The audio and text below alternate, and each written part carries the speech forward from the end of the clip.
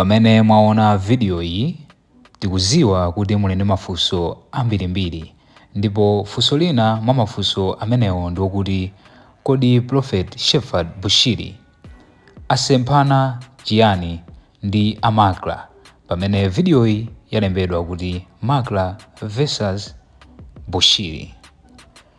Nkutheka ena mwa inu munali ndi mwayi umene munaonera interview imene Zodiac adachita ndi a Prophet Shepherd Bushiri, ndipo pamene tangonena nkhani imeneyi ndekuti mwaziwiratu kuti nkhani yake ikukamba chakuti.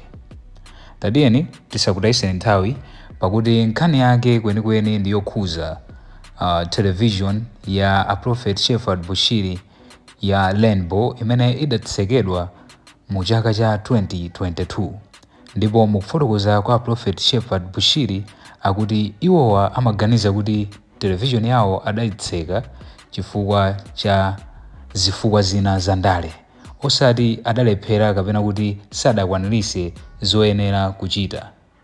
Koma a Macra lero lino pa 12 February 2025 ayankha kuti a Bushiri adakanika kupereka 12 million kuti license yawo ya Rainbow Television ayipange renew.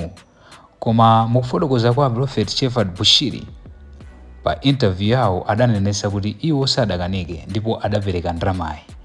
Koma zonsezo kwa amene sadaonere interview imeneyi, muchite mwayi tiyike muionere kenako tikuoneseni zimeneso alemba a Macra kapena kuti zimene adayankha makamaka ayankha a Macra lero lino kutengera pa zimene a Shepherd Bushiri adayankhula pa interview ya pa Zodiac.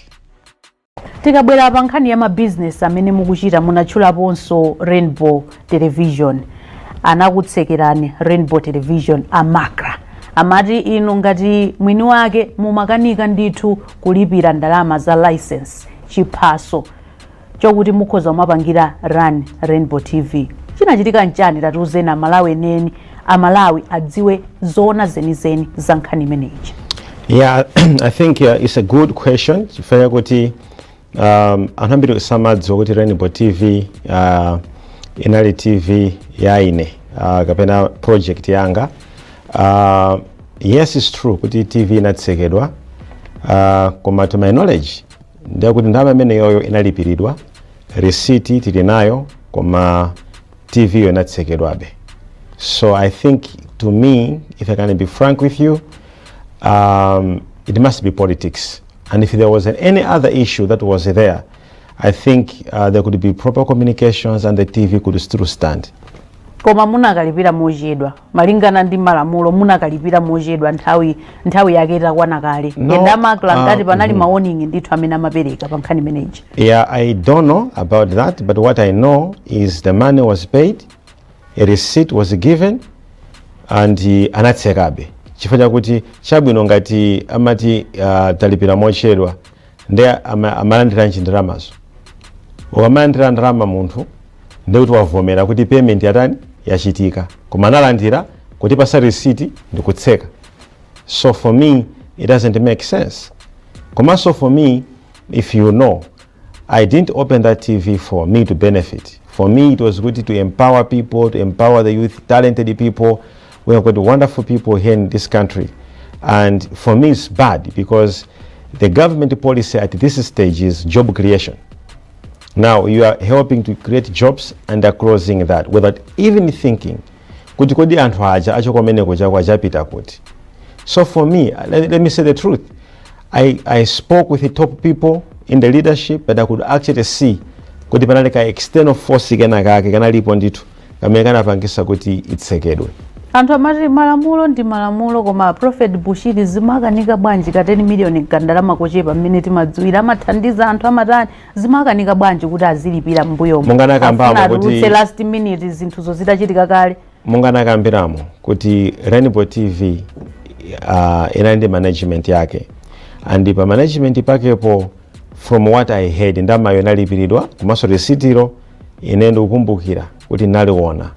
So the other things could be mediation, and zimata kuteka pena kuti mwina munthu achedwa kukalipira chinthu makampani osiyanasiyana, maradio osiyanasiyana, ma TV osiyanasiyana amatha kuwauza kuti hey, mwachedwa atikubwera tikuthamanga, amakalipira samatsekera. So for me it doesn't make sense the fact kuti analipira ndalamayo anayilandira kupereka risiti ndikutseka Rainbow TV. For me it doesn't make sense. Did you make efforts kuti mukapangeso apply kuti akupaseni license? I did.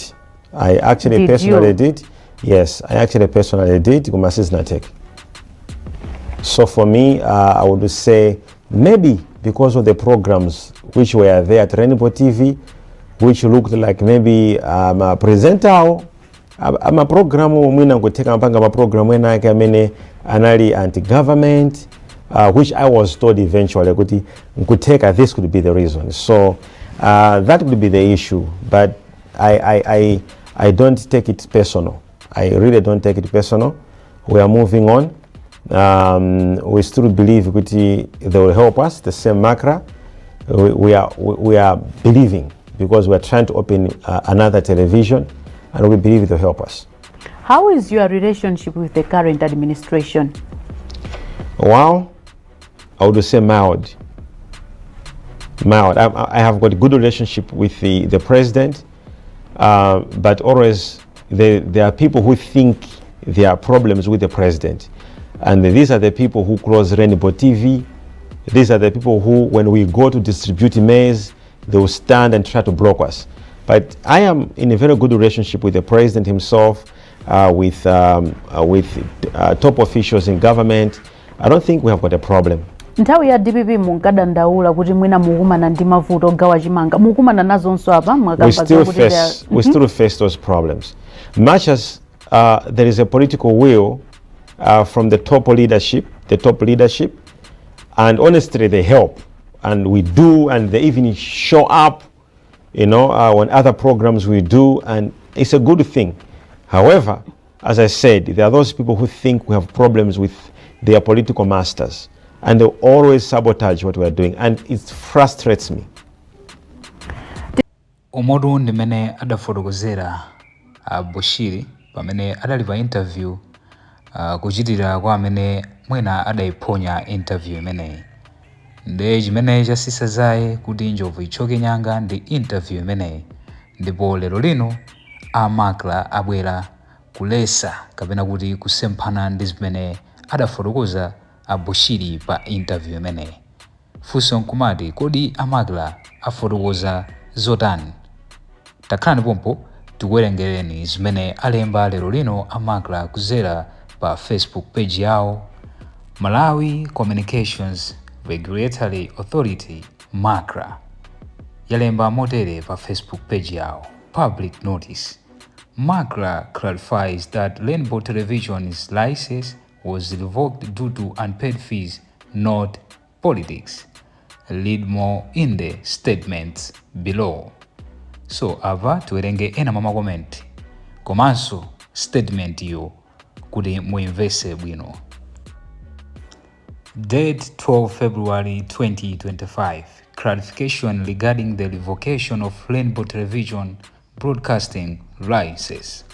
The Malawi Communications Regulatory Authority Macra wishes to clarify the recent assertions made by the Prophet Shepherd Bushiri during the executive interview aired on Zodiac television platform on 6th February 2025 regarding the circumstances surrounding the revocation of Rainbow Television content license.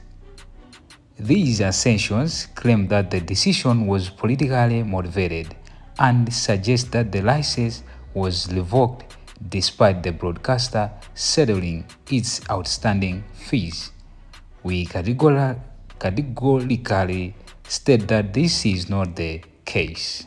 So kumeneko ndikukana ndithu kwa Macra kunena kuti zimene adafotokoza Shepherd Bushiri kwa iwo sizoona, chifukwa zifukwa zake apereka musimenemu tipitirizebe kuwerenga. On 8th June 2022, Macra revoked Rainbow Television's content license issued 1st May 2015, which, according to Macra, records was issued to Rainbow Television Limited. The license was issued in accordance with Section 43 of the Communications Act. This provision also mandates Macra to revoke a license if a licensee fails to comply with the Act or the specific terms and conditions of their license agreement.